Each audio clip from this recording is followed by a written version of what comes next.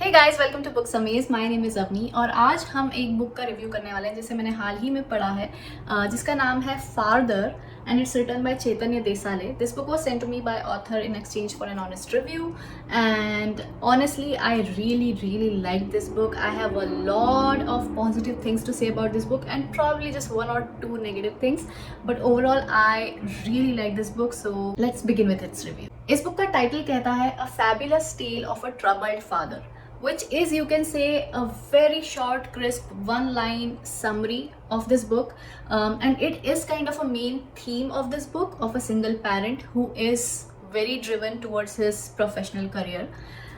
लेकिन इस थीम के अलावा इस बुक में और भी बहुत सारी थीम्स चलती हैं और उन सारी थीम्स को, इस पूरी स्टोरी को ऑथर ने बहुत ही खूबसूरती से लिखा है। इनफैक्ट आई वुड से बहुत ही लंबे टाइम के बाद मुझे एक न्यूबी ऑथर की तरफ से एक इतनी अच्छी बुक पढ़ने को मिली and I am very thankful to the author for that. अब बात करूँ इस कहानी के प्लॉट की, तो ये कहानी है मानवीर की और मानवीर से जुड़े सभी लोगों की। सो मानवीर एक बहुत ही छोटे शहर से आता है और उसने वहाँ से मैकेनिकल इंजीनियरिंग की है। उसके बाद उसने आईआईटी बॉम्बे से मास्टर्स किया है रोबोटिक्स इंजीनियरिंग में, और मानवीर की लाइफ का एकमात्र यही गोल है कि वो एक एआई रोबोट बनाना चाहता है और इंडिया को रिप्रेजेंट करना चाहता है globally. So in the initial chapters हम मानवीर का स्ट्रगल देखते हैं कि वो कैसे अपनी प्रोफेशनल लाइफ में ग्रो कर रहा है। जो उसका सपना है एआई रोबोट बनाने का, उसके लिए वो क्या क्या चीज़ें कर रहा है। And then we get to see his colleagues, his friends, और उसका जो एक लाइफ का बहुत ही इंपॉर्टेंट हिस्सा है जो है उसकी वाइफ और उसकी एक छोटी सी डॉटर। उसकी वाइफ जिसका नाम है निव्या, जो खुद भी एक पोएट बनना चाहती है, और उन दोनों की एक छोटी सी 2 साल की बेटी है रूही। और इन तीनों का एक अपना बहुत ही खूबसूरत सा घर है, इनकी दुनिया है। और मानवीर और निव्या की लव मैरिज हुई थी जिसके लिए इनके पेरेंट्स एग्री नहीं थे because they both belong to different castes, और इस वजह से इनके पेरेंट्स इनसे बात नहीं करते हैं, जो एक लिंगरिंग चीज़ चलती रहती है दोनों के दिमाग में। लेकिन फिर भी they are very happy in their own world. So in the initial few chapters we get to know about Manveer's personal and professional life and like how everything is going so well, and like they are the perfect couple. Manveer is growing so well in his workplace and everything is just happy go lucky in his life. Next thing मैं mention करना चाहूँगी इस book की writing style के बारे में, which is absolutely amazing. I really love the writing style and I think the writer has so much potential. और जिस तरह से हर एक कैरेक्टर को डिस्क्राइब किया गया है, कोई भी प्लेस को डिस्क्राइब किया गया है, why any character does what he does, उसकी एक डीप रूटेड साइकी है, हर कैरेक्टर का एक कैरेक्टर आर्क है, एक नुआंस है, बहुत सारे ग्रे शेड्स हैं कैरेक्टर्स में। So I absolutely loved the writing style. In fact I have marked so many lines in this book जो मुझे बहुत अच्छी लगी। और एक एग्जाम्पल मैं आपसे शेयर करना चाहूँगी। इसमें एक कैरेक्टर है डैनी, जो एक तरह से आप कह सकते हैं एक एंटेगनिस्ट है।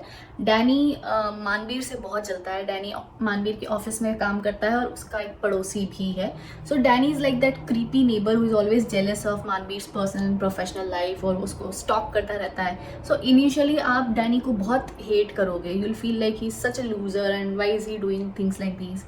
पर धीरे धीरे उसका भी एक कैरेक्टर आर्क आता है और इवेंचुअली आप उससे सिंपैथाइज करने लग जाते हो and you will not be able to decide कि शुड आई हेट हिम और शुड आई लाइक हिम और should I sympathize with him.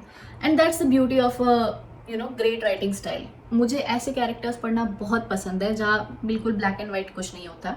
And I even contacted author for this and he said that he was inspired from anime and manga to write such characters and I absolutely love that.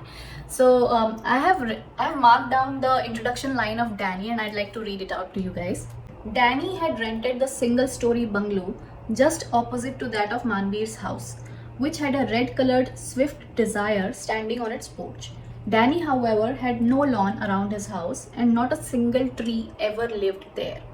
People used to comment that Danny was the owner of 2 barren things, a land and a head. It was difficult to guess where Danny's forehead began and where it ended, as the few hair on his head grew from the middle. Even though it didn't suit him, Danny was wearing a yellow tee, a denim jacket and a bell-bottom jeans over his lanky body. तो इस छोटे से paragraph में आपको Danny का पूरा एक description मिल जाता है, आप उसकी साइकी समझ सकते हैं। And there were so many beautiful descriptions like these in the book for almost every character. But as the book progresses, Manveer की लाइफ में एक बहुत ही बड़ा ट्विस्ट आता है जब निव्या की डेथ हो जाती है। ये एक स्पॉइलर नहीं है क्योंकि ये बुक के पीछे ब्लर में भी मेंशन है, that's why I am mentioning it to you guys. और इसके बाद मानवीर की लाइफ कम्प्लीटली चेंज हो जाती है क्योंकि मानवीर और निव्या एक तरह से कम्प्लीटली एक दूसरे के ऊपर डिपेंडेंट थे, इमोशनली भी वो लोग बहुत इन्वेस्टेड थे एक दूसरे में। और मानवीर की एक बहुत ही छोटी सी बेटी है रूही, और मानवीर के पेरेंट्स तो उससे बात करते ही नहीं हैं, and Manveer is like at the peak of his professional career.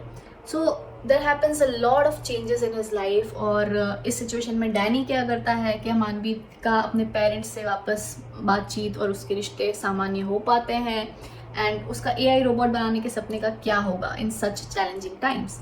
So for all of that you will have to read this book. And for some reason I would also say that this perspective of a single father was very new to me as a reader, क्योंकि for some reason मैंने single mother के काफ़ी perspective या stories पढ़ी हैं, but single father की अभी तक नहीं पढ़ी थी। And I must say being a female it was very refreshing for me, very motivating for me to read something like this. And I got to know कि एक मेल इंसान की ज़िंदगी में किस तरह से डिफरेंट टाइप के चैलेंजेस आ सकते हैं when he has to raise a daughter on all his own. And I really became appreciative of this fact of such writing and of such people who are raising their kids alone while juggling their personal professional work. The only negative aspect of this book that I would like to mention here is regarding the length of this book. You can see it's quite thick and it's 447 pages long. And you know, despite being such a good written book, despite being all the character arcs and nuances and everything that I mentioned, मुझे शायद इस book को किसी beginner को recommend करने में थोड़ी सी हिचक हो, क्योंकि मुझे खुद इस बुक को पढ़ने में बहुत ज़्यादा टाइम लगा, क्योंकि बहुत सारे ऐसे चैप्टर्स थे जो मुझे लगा कि they are not contributing to the story and they are making the pace of the story very long. And the story is relatable but it's relatable in some parts. For example जो husband wife का arc है वो relatable हो सकता है किसी के लिए, जो उनकी डॉटर के साथ बॉन्डिंग है वो रिलेटेबल हो सकता है, क्रीपी नेबर, अनोइंग कलीग्स, ये सब रिलेटेबल हो सकता है। लेकिन एक सिंगल फादर, और वो भी ऐसा फादर जो एक AI रोबोट बनाना चाहता है, ऐसी स्टोरी शायद ही कुछ लोगों के लिए रिलेटेबल हो। और ऐसे में यदि आप एक 450 पेज की किताब लिख देते हैं उस स्टोरी आर्क के ऊपर, so I don't know how many people would like to relate with this longer book. इसमें बहुत सारे इमोशनल सीन्स भी आते हैं, बहुत सारे ट्रैजिक इमोशनल मोमेंट्स है, तो वहाँ पर भी आपकी स्पीड वैसे भी स्लो हो ही जाती है।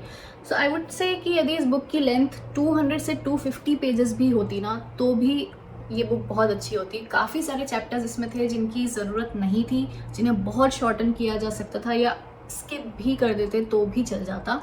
But if you're okay with the length of the book, I would say definitely go for it. It's a very fresh writing style, very fresh new perspective towards single parenting, and AI robot वाला भी जो पूरा arc है वो मुझे बहुत अच्छा लगा। इनफैक्ट बहुत ही छोटी छोटी डिटेलिंग पे भी काम किया गया है। एक पोर्शन था जब मानवीर जो है अपने घर में उस AI रोबोट को बनाने के लिए कंटिन्यू करता है, और उससे बहुत ही अजीब अजीब तरीके के ऑब्स्टिकल्स आते हैं। लाइक फॉर एग्जांपल उसके घर का इलेक्ट्रिसिटी बिल बहुत ही ज़्यादा हाई हो जाता है, तो आसपास के लोग उससे पूछने लग जाते हैं कि तुम्हारे घर का इलेक्ट्रिसिटी बिल इतना हाई क्यों है। तो मानवीर उनको विटी सेंस में जवाब देता है कि मेरे पास 3 फ्रिज हैं, एक फ्रिज में मैं अपनी सब्जी रखता हूँ, एक फ्रिज में मैं अपनी फ्रूट्स रखता हूँ, और एक फ्रिज में मैं पानी रखता हूँ। सो ओवरऑल ऐसी जो बेसिक चीज़ें होती हैं सबके जीवन में वो सब इस बुक में हैं। डिटेलिंग पे बहुत ध्यान दिया गया है। किसी भी कैरेक्टर का जो आर्क है उसमें उसकी चाइल्डहुड को भी मेंशन किया गया है, क्योंकि मोस्टली जो भी ट्रॉमास होते हैं हमारे जीवन में वो चाइल्डहुड से ही आते हैं। सो कोई भी कैरेक्टर कोई चीज़ कर रहा है तो क्यों कर रहा है, उसका रीज़न उसकी चाइल्डहुड में है। सो वो सब भी पास्ट लाइफ इस बुक में काफ़ी आती रहती हैं। So it goes on to past and present narrative which I really like. So overall yeah definitely you should go for it. If you want to purchase this book, I am mentioning the Amazon link in the description box below. You should just click that link and buy this book. And yeah, let me know how you like this review. If you did, don't forget to give it a thumbs up, subscribe to my channel if you haven't already done that, and I'm also on the Instagram with the same name, Booksamaze. Make sure to follow me there as well, and I'll see you soon with a new review. Take care of yourself, keep reading, keep smiling.